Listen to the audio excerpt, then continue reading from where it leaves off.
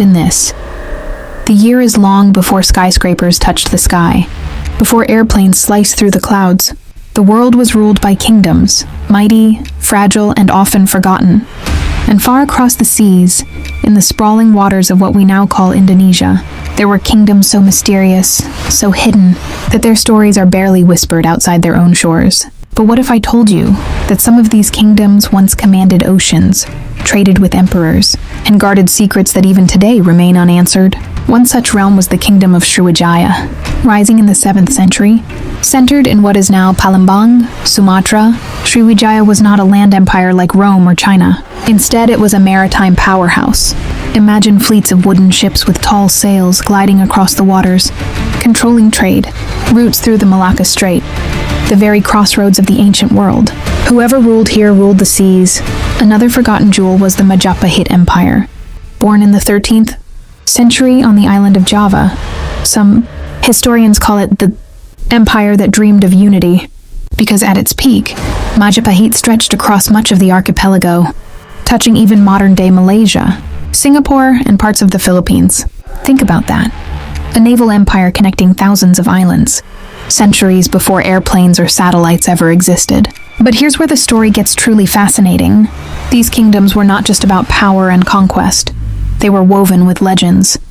In Majapahit, whispers tell of a royal oath, the Sumpah Palapa, declared by the Prime Minister Gajah Mada, vowing not to taste spice until the archipelago was united under one flag. Imagine the discipline, the obsession, the sheer audacity. Can you picture a leader today making such a vow? Sriwijaya, on the other hand, carried a more spiritual secret. It wasn't only a trade hub, but also a center of Buddhist learning. Monks from as far away as China and India traveled there, describing it as a shining light of wisdom. Some texts even suggest that knowledge from Sriwijaya influenced great Buddhist centers in Asia. How many people today know that a kingdom from the islands once helped shape spiritual thought across continents? Now let's step back and compare.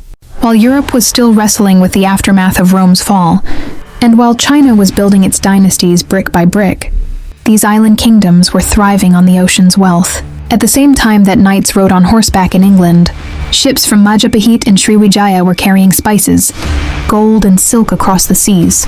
The archipelago was not a forgotten backwater. It was a heartbeat of the world.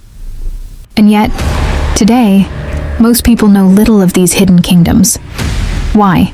Was it the rise of colonial powers that silenced their voices? Was it the waves of time, erasing their palaces and scattering their treasures? What if Majapahit had never collapsed?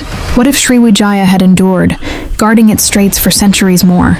Would the map of Southeast Asia, and perhaps the world, look different today?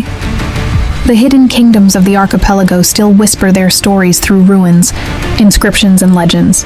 But the question remains, are we listening?